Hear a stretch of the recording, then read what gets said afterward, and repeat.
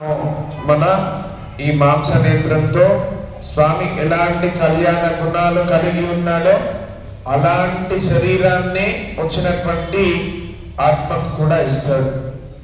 రెండు చేతులు ఉంటాయి మనకు కూడా, అక్కడ లింగ భేదం ఉండదు.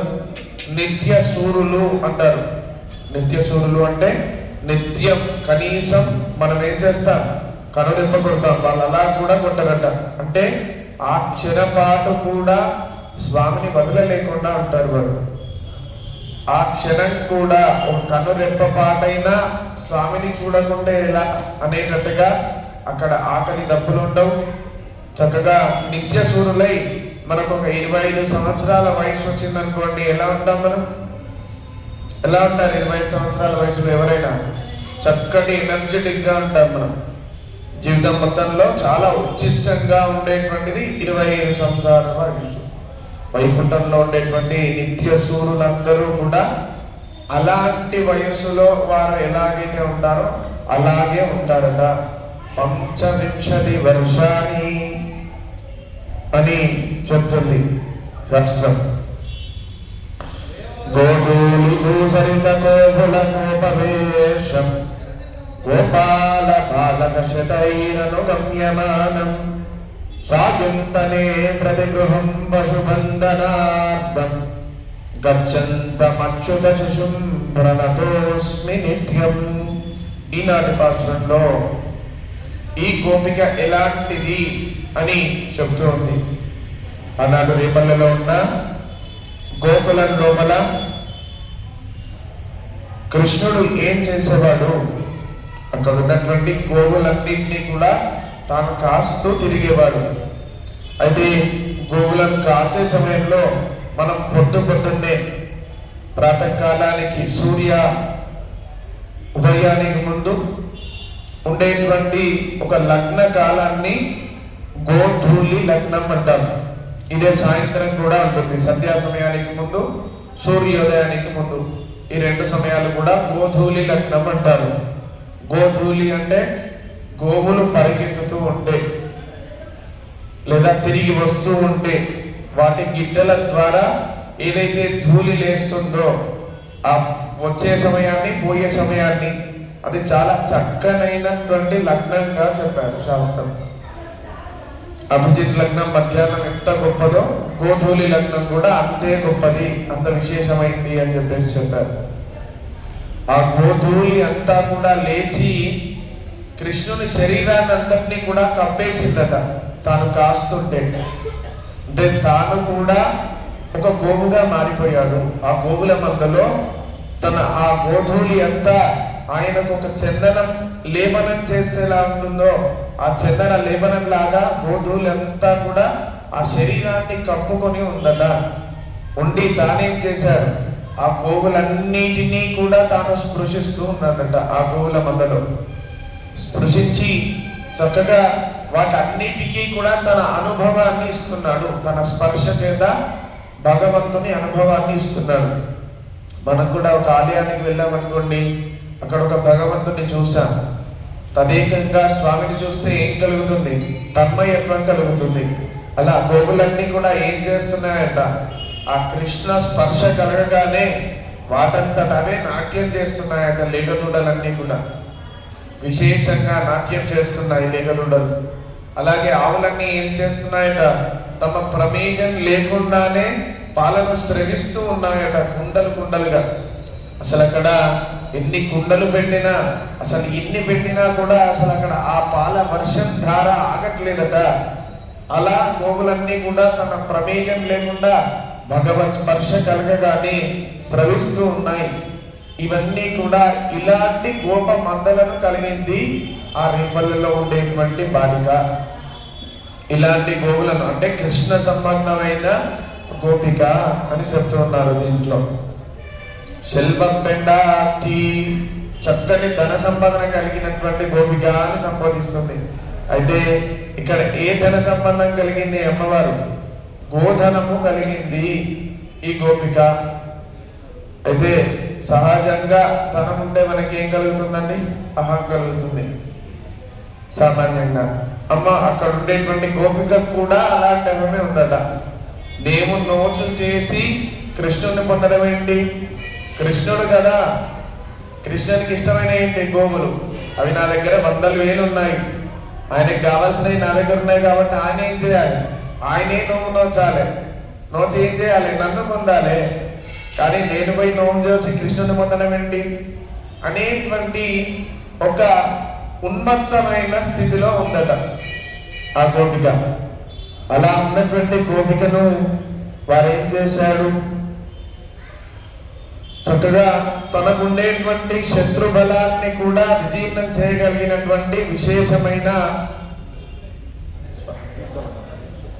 విశేషమైనటువంటి ఒక శత్రు బలాన్ని విజీర్ణం చేయగలిగి అనేక గోవుల మందలు కలిగినటువంటి శత్రు బలాన్ని నశింపజేయగలిగేటువంటి దోషం లేని గోపాల కులంలో పుట్టి విశేషంగా బంగారు తీగబల మెరుస్తూ ఉందట ఆ గోపిక.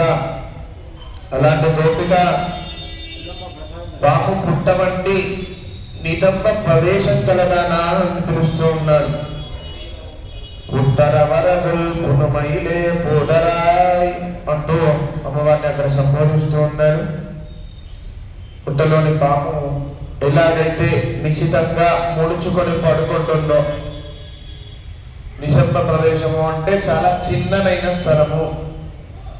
అంటే దీన్ని ఎందుకు పోల్చారు అమ్మవారు అంటే, తాను ఇంతకు ముందే ఒక మాట చెప్పింది, నాకు అనేకమైన గో సంపద ఉన్నది, అలాగే కృష్ణుడే నోము నోచి నన్ను చేరుకోవాలి, నేను నోమును నోచను అంటే ఏ వ్రతాన్ని కూడా నేను ఆచరించను, ఏ నియమాలు పాటించను, నేను విశేషంగా సంపద నాకు కలిగి ఉన్నది కాబట్టి కృష్ణుడే నన్ను ఆశ్రయించాలి అంటే పునమైలే పోదరాయ్ అంటూ చిన్నని ప్రదేశం, సంకుచితమైనటువంటి ప్రదేశంలో పాము నివసిస్తుంది.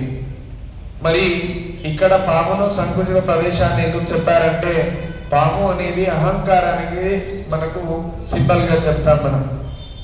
అలాగే చిన్న ప్రదేశము అంటే మన మనస్సును సంకుచితంగా ఆలోచించకండి అనే విషయాన్ని ఇక్కడ అమ్మవారు తెలియజేస్తుంది మనకు.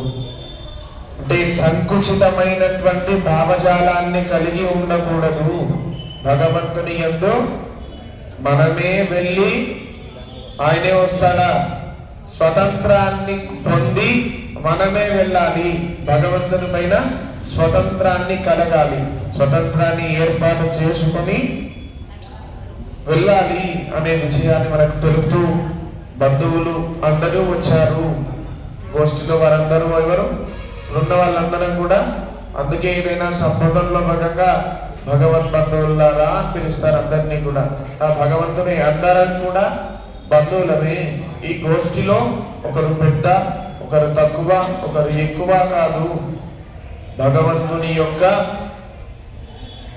గోష్ఠి లోపల అందరూ సమానులే అనే విషయాన్ని మళ్ళీ అమ్మవారు ఇక్కడ స్పష్టం చేస్తూ, బంధువులందరూ వచ్చి నీ ఇంటి ముందు నిల్చున్నారు, నీవు లేచి బయటికి రామమ్మా, సంకుచితమైనటువంటి నీ భావజాలాన్ని వదిలివేయి అని చెప్పేసి చెప్తూ ఉంది. వచ్చి ఏం చేద్దామని చెప్పింది, ముగిల్ వర్ణన్ మేఘనాథుని, మేఘాల వంటి శరీర ఛాయ కలిగినటువంటి ఆ మేఘనాథుని కొలుద్దాం మనందరం కూడా. చిత్తారే పేషాదో శల్వ పెండాటి, చిత్తారే పేషారే కదలట్లేదట, పలకట్లేదట ఈ గోపిక కూడా. నీవు కదులుతలేవు, పలకట్లేదు, ఏంటమ్మా ఎలాగా, నీవు కదిలేలాగా నీవు త్వరగా పలికి కదిలి బయటికి రా. బయటికి వస్తే మనందరం గోష్ఠీపూర్వకంగా వెళ్ళి ఆ మేఘనాథుని వంటి శరీర ఛాయ కలిగిన మేఘాల ఛాయ ఎలా ఉంటుందండి, చక్కని మేఘాలన్నీ కూడా చూస్తూ ఉంటే ఆకాశం వైపు అలాగే చూడబుతుంది మనకందరికి కూడా. ఈ ఆకాశమే అలా ఉంటే, ఈ ఆకాశమంతా తన ఆకృతిగా మలుచుకున్న ఆ మేఘాలకు నాథుడైనటువంటి శ్రీమన్నారాయణుడు ఎంతటి వైభవం కలిగి ఉంటాడో కదా. అలాంటి స్వామి యొక్క శ్రీచరణాలను మనందరం కూడా సేవిద్దాం. త్వరగా లేచి మనందరం కూడా వెళ్దాం పదా అని అమ్మవారు ఈ రోజుటి భాషణ లోపల చక్కగా మనందరికీ విన్నవిస్తూ, సంకుచిత భావజాలాన్ని వదిలి స్వతంత్రం తీసుకోకుండా మనమే భగవంతుని పైన స్వతంత్రంగా వెళ్ళి వ్రతాన్ని ఆచరిద్దాము అనే విషయాన్ని మనందరికీ ఉపదేశిస్తుంది అమ్మవారు. మనందరం కూడా ఓం నారాయణాయ నమః, ఓం నారాయణాయ నమః, ఓం నారాయణాయ నమః. గోదామ్మవారి సాక్షిగా ఆ శ్రీమన్నారాయణ శ్రీచరణాలను సేవిద్దాం, తరుద్దాం. స్వస్తి ప్రజాభ్య పరిపాలయంతాం న్యాయేన మార్గేణ మహీమహీషా గోబ్రాహ్మణేభ్యో శుభమస్తు నిత్యం లోకాః సమస్తాః సుఖినో భవంతు. కాలేన శుభపర్జన్యామృతమీం సస్యజాలినీ దోషోऽయంతో భవితా బ్రాహ్మణాः సन्तు నిర్భయాः.